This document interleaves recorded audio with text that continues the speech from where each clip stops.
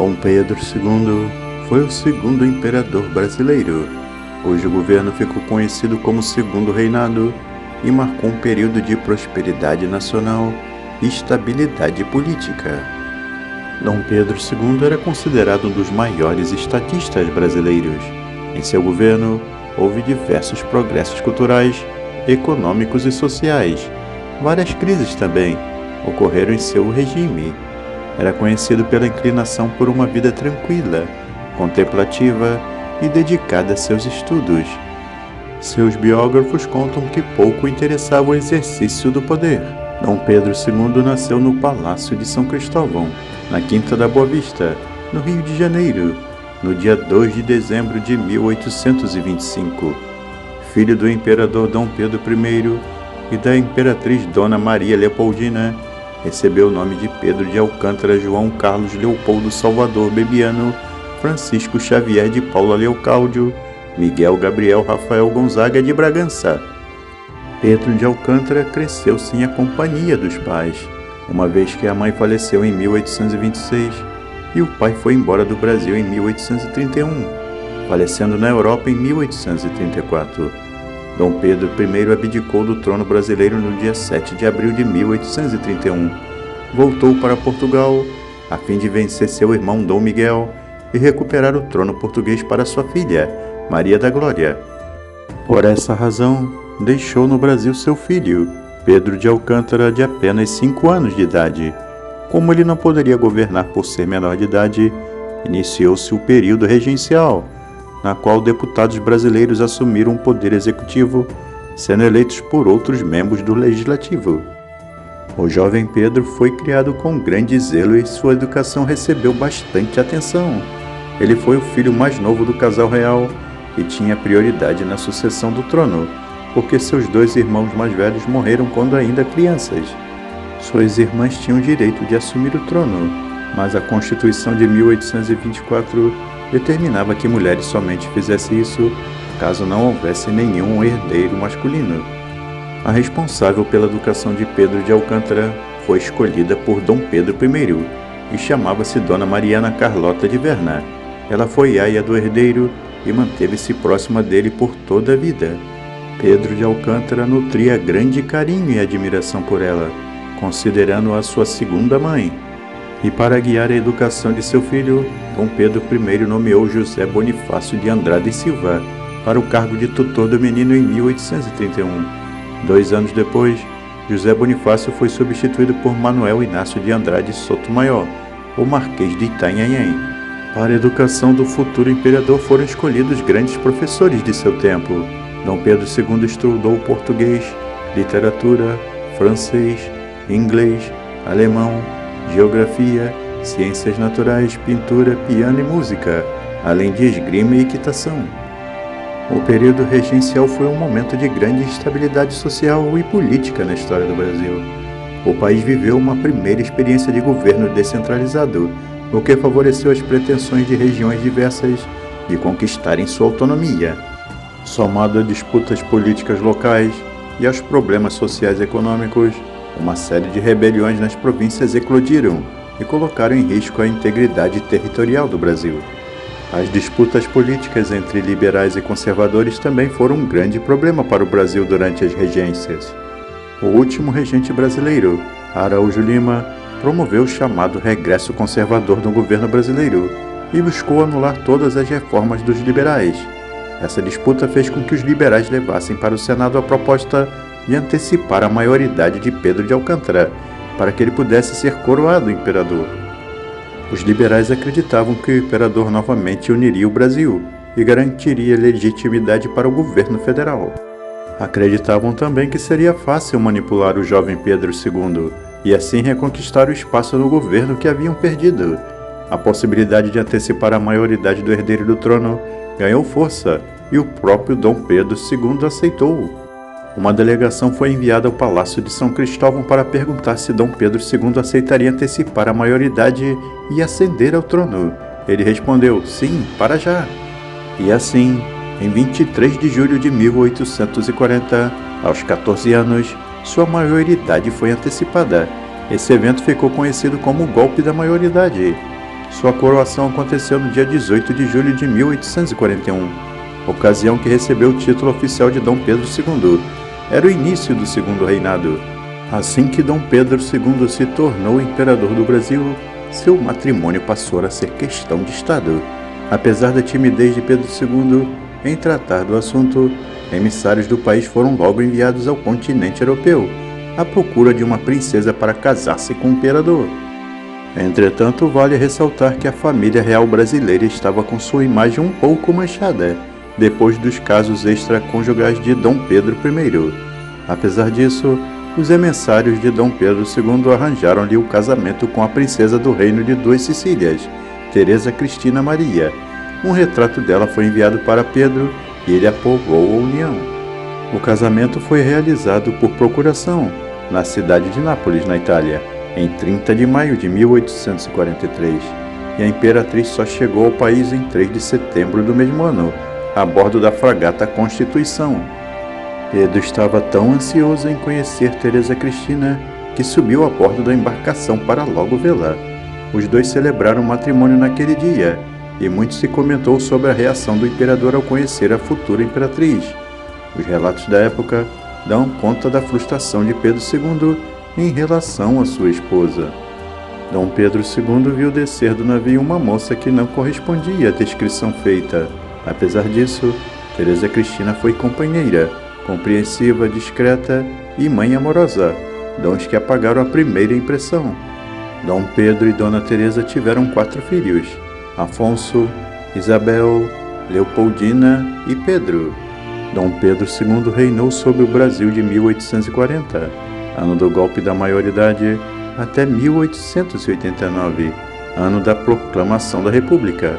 Nesses 49 anos de reinado, diversos acontecimentos marcantes se passaram no país, quais sejam: a proibição do tráfico negreiro, a Guerra do Paraguai, a abolição da escravidão.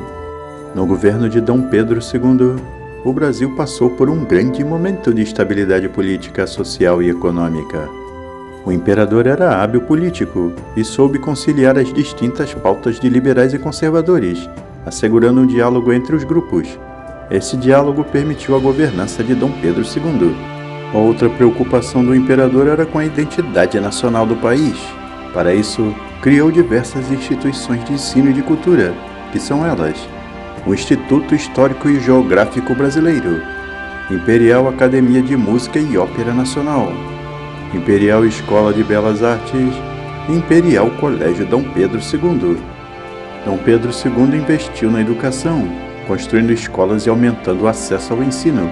Fortaleceu a economia com investimentos no café e na industrialização do país. Sem dúvida, o café recebeu o maior foco do segundo reinado. Havia 3 grandes zonas produtoras de café no Brasil: no Vale do Paraíba, entre Rio de Janeiro e São Paulo, o Oeste Paulista e a Zona da Mata Mineira. A produção teve início no Vale da Paraíba e dependia de mão de obra escrava. Com a abolição em 1888, imigrantes começaram a chegar no país para trabalhar nas lavouras. No campo da industrialização, o Barão de Mauá foi a personificação do progresso em que investiu Dom Pedro. Mauá foi o maior empresário que o Brasil já conheceu, pregava o regime salarial e gerava negócios.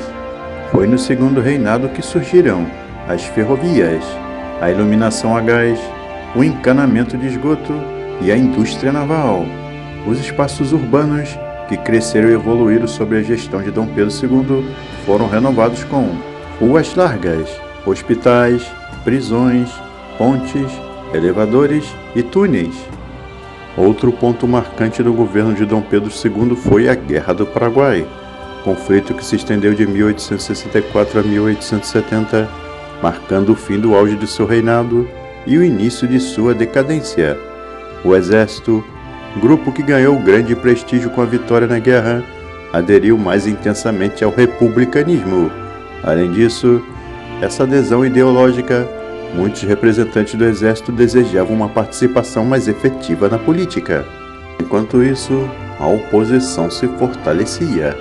Constavam de militares, de grupos republicanos, da imprensa e até de católicos. A imagem do imperador passou a ser atacada com mais frequência. Pedro II viajou para diversas partes do país e do mundo, com o intuito de conhecer as diversas inovações tecnológicas e trazê-las para seu país natal. Nesse período, deixou sua filha Isabel como regente do país. As primeiras viagens para a Europa e para a África ocorreram entre 1870 e 1871. A segunda para os Estados Unidos, em 1876. Depois atravessou o Atlântico e foi para o Oriente Médio. As viagens, o descanso e a distância das obrigações de Estado fizeram com que Dom Pedro desgostasse da função de imperador. Em 1871 enfrentou mais uma crise em seu governo, a questão religiosa. O imperador tinha o poder de sancionar ou não as bulas papais. Justamente uma dessas bulas, o Papa Pio IX proibiu o casamento de católicos e maçons, onde Dom Pedro II não aceitou. Quando o fez, não esperava que enfrentaria a oposição do bispo de Olinda, Dom Vital. Ele recusou-se a fazer um casamento entre um católico e um maçom, e isto foi um escândalo. Em 1873, Dom Vital escreveu uma carta pastoral negando a legitimidade do beneplácito. Por causa disso, incorreu em 2 crimes. Primeiro, recorrer a uma entidade estrangeira, no caso o Papa, e segundo, desobedecer às ordens do imperador do Brasil. Dom Pedro mandou prender Dom Vital, submetendo-o a trabalhos forçados. Por esta razão, os fiéis começaram a se voltar contra o imperador. Este foi um dos fatores que levaram à queda da monarquia no Brasil e, consequentemente, ao fim do segundo reinado. Por outro lado, Dom Pedro II acumulou vitórias em importantes guerras como a Guerra do Prata, uma guerra ocorrida entre Uribe e Rosas, em 1850, a Guerra do Uruguai, a Guerra contra Aguirre, em 1864, e a Guerra do Paraguai, ocorrida em 1865. Independente das vitórias, a oposição, o desgaste físico e mental contribuíram para a decadência do regime de Dom Pedro II. Na década de 70 do século XIX, outro importante movimento ganhava forças. Eram os abolicionistas. Apesar de Dom Pedro II defender a causa, nunca foi firme nesse combate.